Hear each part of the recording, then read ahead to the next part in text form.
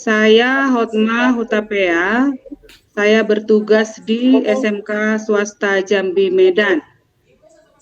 Di sini saya memilih materi untuk saya presentasikan, yaitu konsep modul ajar program sekolah penggerak. Ya, apa yang dimaksud dengan modul? Modul adalah salah satu bentuk bahan ajar yang dikemas secara utuh dan sistematis.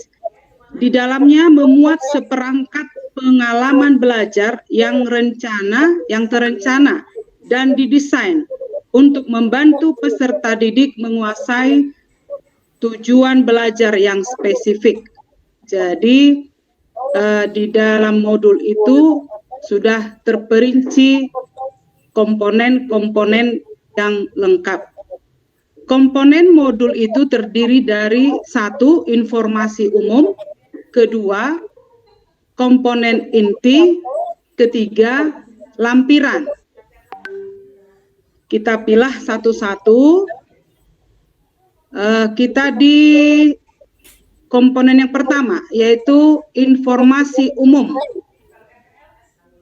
Di dalam informasi umum itu terdapat 6 yang dibahas. Yang pertama itu identitas modul.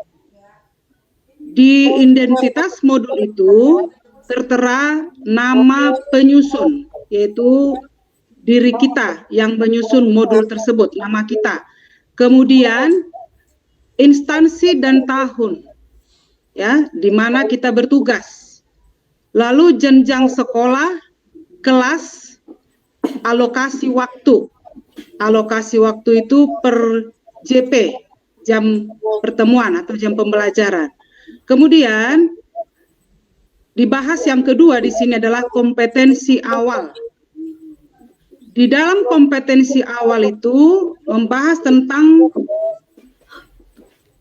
pengetahuan atau keterampilan, ya, pengetahuan atau keterampilan, kemudian ukuran kedalaman modul, ya, ukuran kedalaman modul sampai di mana modul itu bisa bermanfaat untuk peserta didik kita.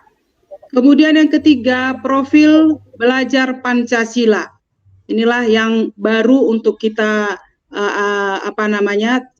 terapkan kembali. Sebenarnya sebelum profil belajar Pancasila ini muncul, sudah lama kita praktekkan untuk anak-anak, tetapi ini dikuatkan kembali, ya, di sekolah. Ada 6 dimensi yang dibahas di sana, ya, tetapi untuk modul yang kita susun nanti boleh kita memuat satu unsur atau beberapa dimensi dari ke-6 dimensi yang dijabarkan di profil belajar Pancasila itu.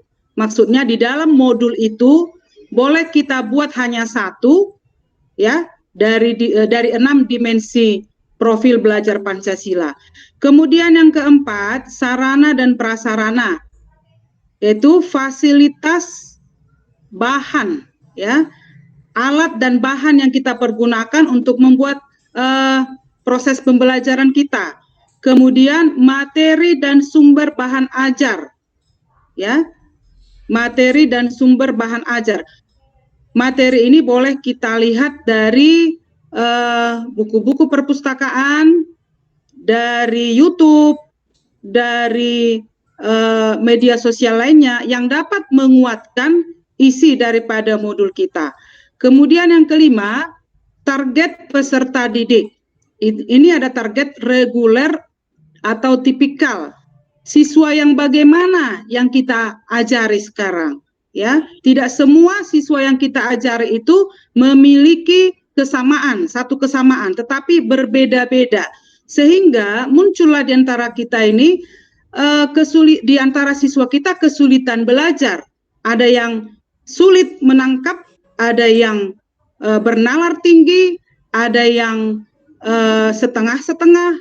Jadi konsep kita dalam menyusun modul itu pun berpengaruh kepada daya tangkap si peserta didik pada saat kita mengaplikasikan modul tersebut pada saat kita melakukan pembelajaran.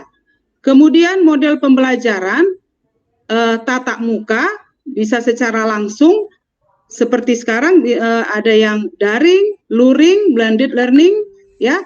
Jadi walaupun kita mengajar secara tatap muka atau secara online, tetap kita harus menyusun modul seperti konsep yang sudah diberikan kepada kita ini. Lanjut Ibu. Nah, di komponen inti ada tujuan pembelajaran. Ya, apa maksud kita? Ya, tujuan kita melakukan pembelajaran. Nah, di sini pengetahuan, fakta dan informasi prosedural, pemahaman konseptual, pemikiran dan pemahaman, keterampilan dan kolaboratif. Ini dari umpan balik dari si peserta didik. Apa yang kita ajarkan kepada mereka, ya, kita mengharapkan ada umpan balik yang positif dari mereka. Kemudian yang kedua, pemahaman bermakna. Informasi yang bermakna yang kita berikan kepada mereka dapat mereka eksplor kembali, dapat mereka salurkan kembali di pada saat mereka mengerjakan tugas-tugas yang kita berikan dan pada saat mereka melakukan diskusi kelompok yang kita bentuk. Kemudian pertanyaan pemantik, ya, ada di dalam modul itu kita buat semacam pertanyaan yang membuat mereka merasa penasaran. Ini seperti apa, ya? Jadi otomatis mereka mencari literatur, boleh seperti saya katakan tadi dari YouTube, dari koran, dari teman-teman mereka, ya, sehingga mereka muncul pemikiran-pemikiran yang kritis, memandu mereka ya menjadi siswa yang aktif, ya. Jadi yang tadinya mereka ada yang siswa yang malas, siswa yang diam, tetapi karena kita berikan pertanyaan-pertanyaan yang membuat mereka merasa penasaran, jadi mereka menjadi terpacu ingin mencari informasi dari sumber belajar yang lain. Nah, kemudian yang keempat, kegiatan pembelajaran. Nah, di sini pendahuluan itu bisa merupakan motivasi atau ice breaking, doa, ya, itu seperti biasa kita lakukan. Kemudian ada yang mendata siswa, adakah mereka yang hadir, tidak hadir, sakit, dan sebagainya. Lalu masuk ke kegiatan inti. Di kegiatan intilah terjadi asesmen yang tadi, ya, ada yang kita lakukan asesmen formatif dalam saat proses, ya. Disitulah kita melakukan semacam tanya jawab, kemudian kita suruh mereka menjabarkan atau presentasi, ya, di dalam kegiatan inti tersebut.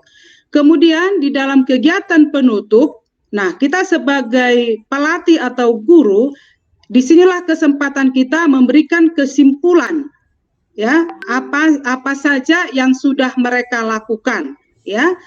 Kemudian di asesmen ada asesmen diagnostik, asesmen formatif, dan asesmen sumatif.